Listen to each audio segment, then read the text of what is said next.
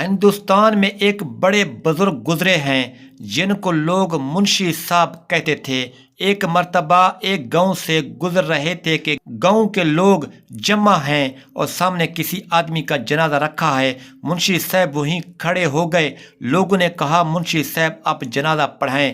منشی صاحب نے کہا میں نہیں پڑھاتا۔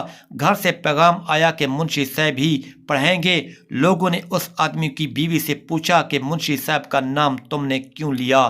تو اس نے کہا یہ آدمی جو فوت ہوا ہے اس نے فوت ہونے سے پہلے کہا تھا کہ میرا جنازہ منشی صاحب پڑھائیں گے۔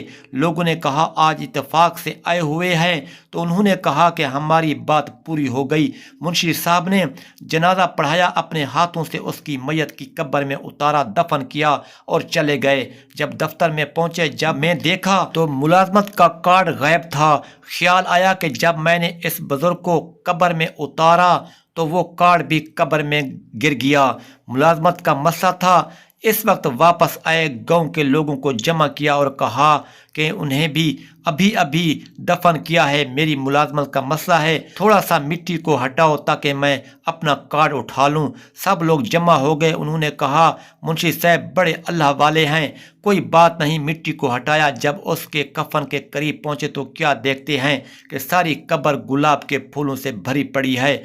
منشی صاحب کو اپنی ملازمت بھول گئی، سیدھے اس عورت کے گھر گئے اور جا کر کہا اماں بتاؤ یہ جو بزرگ تھا اس کا عمل کیا تھا؟ بوڑھی عورت نے عجیب بات کہی۔ اس نے کہا یہ تو ان پڑھ تھا، زبانی اس نے چند صورتیں یاد کر رکھی تھیں، لیکن لکھنا